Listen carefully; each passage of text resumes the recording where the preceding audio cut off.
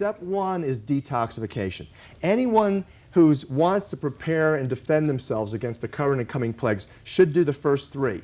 People who are sick with vaccine-related illnesses, chronic fatigue, fibromyalgia, cancers, other problems, allergies, asthma, all of these people should then begin to go into steps 4 and 5. Now, just briefly, again, I spent 9 hours going into them fully, but basically, step 1 is detoxification through simple fasting, inexpensive fasting. Step 2 is deacidification, changing the body's terrain, the body chemistry, so that you are no longer acidified. It is in the acid state that your body gets into because of the lifestyle risks, including caffeine, nicotine, sugar, stress, alcohol, pharmaceuticals, and red meats. Those are the principal factors that cause your body to become highly acidified. It is in that state that the bacteria, viruses, fungus, molds, and as well as cancer cells can take root and grow, and that's what you want to change. So step 2 is changing that body chemistry, making your body more alkaline. That's generally speaking. There are some people that have an alkaline problem. That's not the vast majority of people. And again, this is an indication, a reason why we all should be, if we're sick and ailing, under some, I recommend, alternative healthcare professional, a good, somebody who you have been referred to, that you know has done really well with people, not a medical deity, not an MD. These people have been largely brainwashed, mind controlled, and they don't even know. They have no clue. So that, and the reason I say that is because you have to understand that 99.999% of all continuing medical education is bought and paid for by the pharmaceutical industrialists. So step 3 then, after you've cleaned out your temple of God, if you will, after you've then deacidified, made it more alkaline, and again gotten rid of some of the infectious agent, then it relieves the burden off of your immune system. Now you can boost your immune system.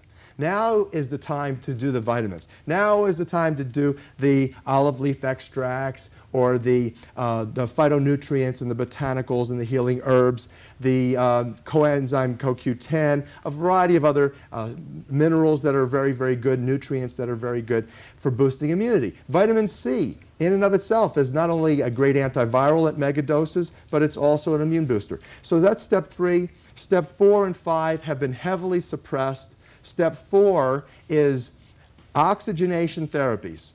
And again, that's what the Rockefellers have been suppressing. They could have cleaned up the blood a long time ago. I hold in my possession scientific reports from the journal Blood and by people who worked with Dr. Gallo and the Merck pharmaceutical company and their friends that shows the profoundly important impact that simple oxygenation therapies can have not only on healing individuals, but on cleaning up the blood of these infectious agents. But they'd rather spread things like hepatitis B and C, and they'd rather spread things like protein prion, causing the Creutzfeldt-Jakob disease or mad cow disease in humans, throughout the world so that they can literally make lots more money and reduce populations further. So that's step 4.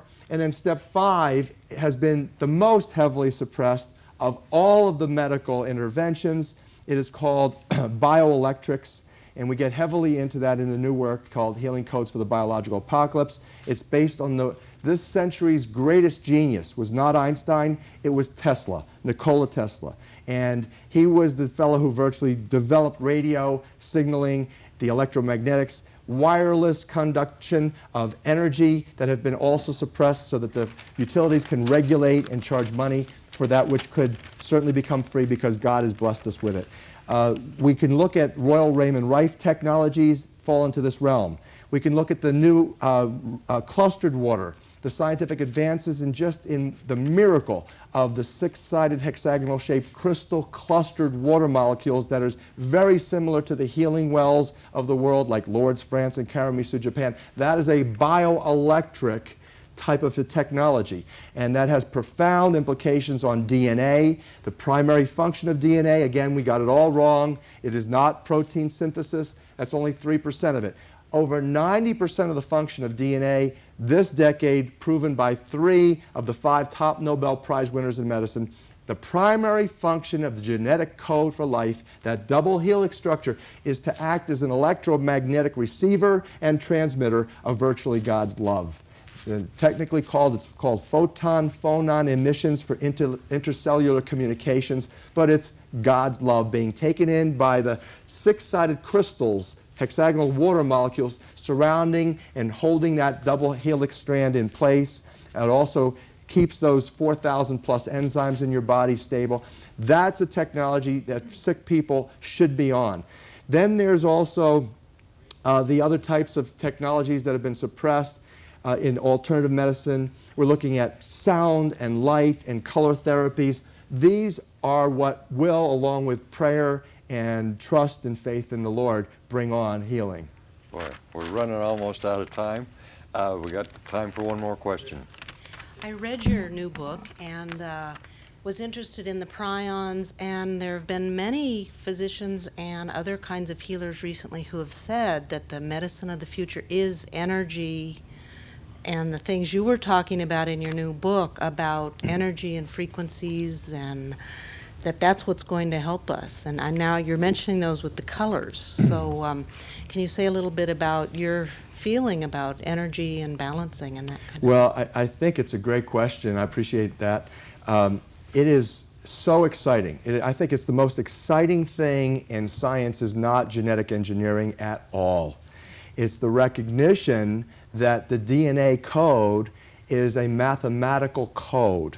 It is not so much a physical code as it is an electromagnetic code.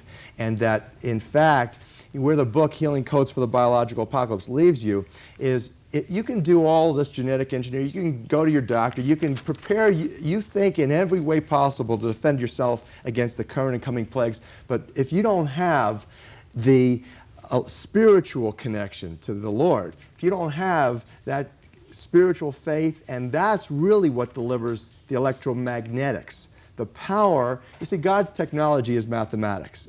His language is math. You know, words, there's ancient languages. Hebrew there's a whole science called the gematria and the alphanumerics of language. It's all numbers. How God creates health and healing is through the spoken word. He gives you, children of God, created in His image, lips to speak the words with faith in prayer into the electromagnetic matrix the Judeo-Christian world calls the Holy Spirit. That's a creative potential matrix of possibilities, including healing, and that's out of which miracles come. So, you know, you're left after, you know, you read Healing Codes, we're realizing you've got to get your relationship right with God. Leonard.